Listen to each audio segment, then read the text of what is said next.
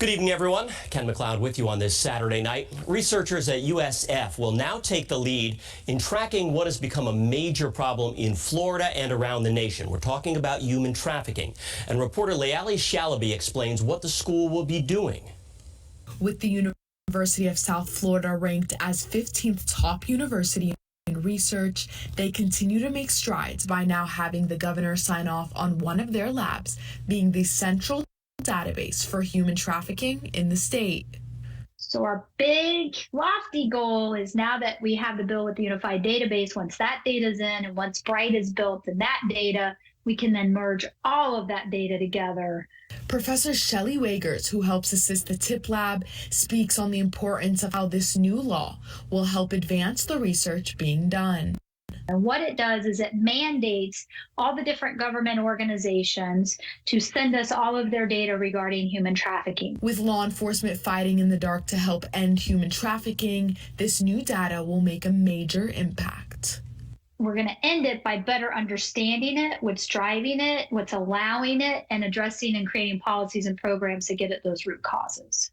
This is the first database of its kind, especially relating to human trafficking. So that's what that law is doing for us. It's sending all of it to USF.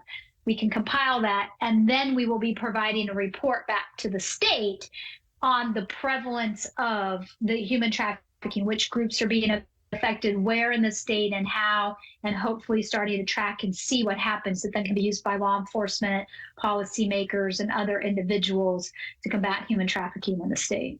The streamlining effort of this initiative is for everyone to be connected with the same resources and data to combat human trafficking as an entire unit rather than individually. In Tampa, Leali Shalaby reporting for Tampa Bay Now News. A man who slammed into a parked construction crane, killing his female passenger, has been charged with drunk driving and vehicular homicide. Clearwater police say 42-year-old Bryant Mendoza was driving in lanes that had been coned off along US 19 in Dunedin when the accident happened on Thursday night. Police say his 37-year-old passenger was taken to the hospital where she died. Just an hour earlier, Mendoza had been cited for careless driving only a half-mile away. Again, he's been charged with DUI manslaughter and vehicular homicide, and police are investigating whether the first officer to stop Mendoza should have recognized he was drunk. The state of Florida's unemployment rate was unchanged in April, and there's both good and bad news in those numbers. It's at 2.6% for the third straight month, which is below the national average. New jobs continue to grow in professional services, education, health, and hospitality, but roughly 281,000 Floridians are now out of work, mostly due to slumping demand for new homes. The trend that we're seeing in the construction sector is the fourth consecutive month of job losses there.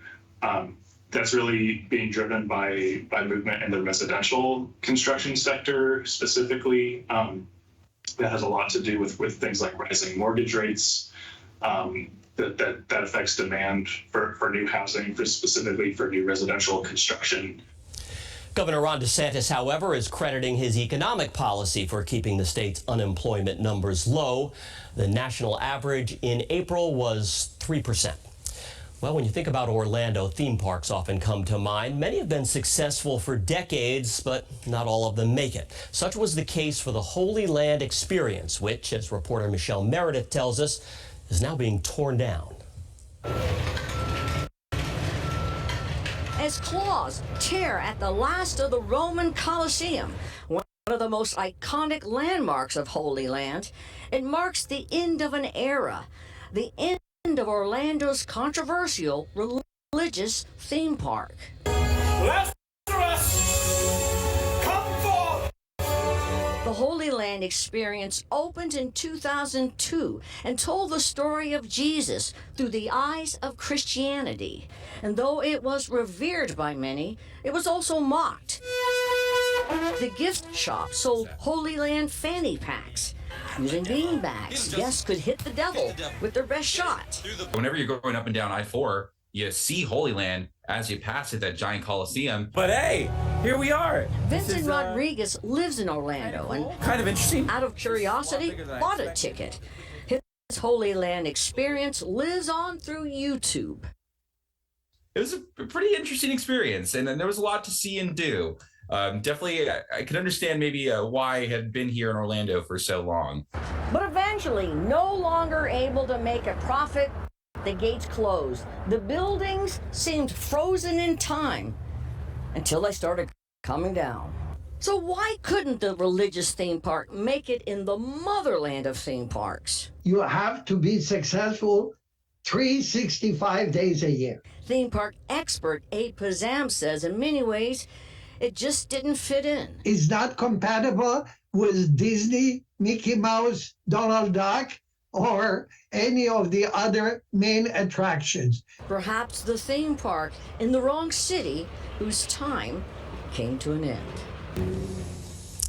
All right, let's go ahead and talk weather now. Meteorologist Sarah Robleski is here. She's got a look at your forecast. Yeah, we're going to be watching as conditions start to calm down as we go through the overnight hours, clearing clouds. In fact, a little warm.